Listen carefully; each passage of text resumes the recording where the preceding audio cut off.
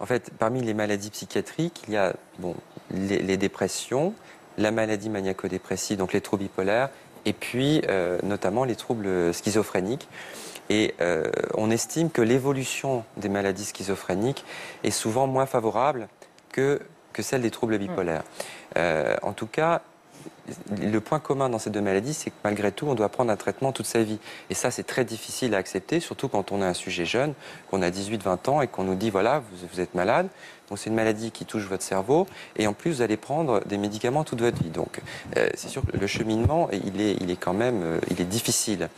Et je disais ça aussi pour Magali, c'est-à-dire que le traitement est mis en place. Il y a à la fois le traitement, il y a deux types de traitements médicamenteux. Il y a les traitements qui traitent les crises dépressives ou maniaques, et puis il y a le traitement, on appelle ça thymorégulateur, stabilisateur d'humeur, c'est-à-dire en gros le traitement préventif. Si on compare avec l'infarctus du myocarde, quand on fait un infarctus, on a un traitement pour traiter l'infarctus, qui est souvent très lourd d'ailleurs, et après on nous donne un médicament qui s'appelle à base d'aspirine, pour ne plus qu'on ait d'infarctus du myocarde. Et bien dans la maladie bipolaire, c'est la même chose. On a à la fois le traitement des crises et puis un traitement long cours. Et donc les mécanismes d'action de ces médicaments, en tout cas pour ceux qui sont stabilisateurs, sont assez lents. 1 année, 2 années, voire parfois un tout petit peu plus.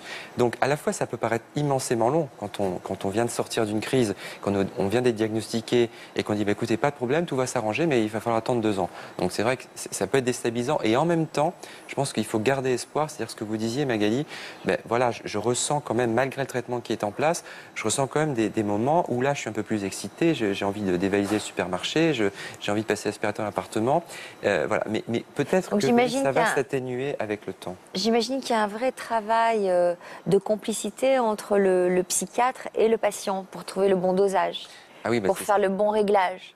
Absolument. Il faut voir que vous avez besoin d'avoir des retours précis pour adapter et doser. Ah oui, tout à fait. Dans certains cas, on fait même un agenda quotidien de l'humeur. C'est-à-dire qu'on demande à nos patients, voilà, tous les jours, vous mettez une note moyenne d'humeur, puisque bon, on essaie de se voir. Bon, après, ça dépend des disponibilités à la fois des médecins et des patients. Mais je dirais que au début de la maladie, il faut se voir vraiment régulièrement, tous les 15 jours. Après, quand on est en phase plutôt de stabilisation tous les mois, mais pas au-delà de tous les 3 mois. Ça, c'est un avis plus personnel, mais parce qu'il peut se passer beaucoup de choses dans la vie en 3 mois.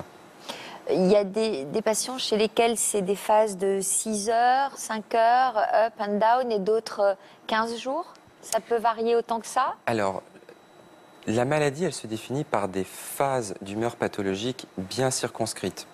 C'est-à-dire, dans les définitions, soit au moins 8 jours pour une phase maniaque, donc tous les symptômes qu'Agathe a décrits, soit au moins 15 jours pour une phase dépressive, comme a pu décrire Magali.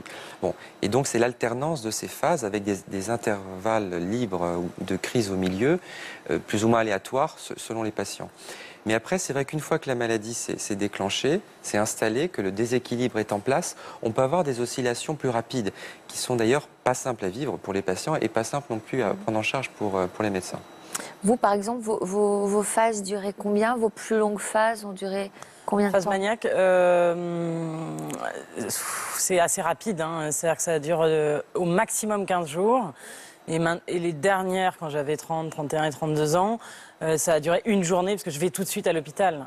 Mon compagnon m'emmène tout de suite à l'hôpital. Donc c'est très violent, en fait, très aigu.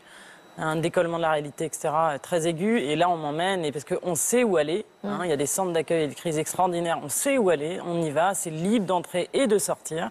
On y va, on est accompagné, et c'est réglé, entre guillemets, en 15 jours d'hôpital. Et après, ça va.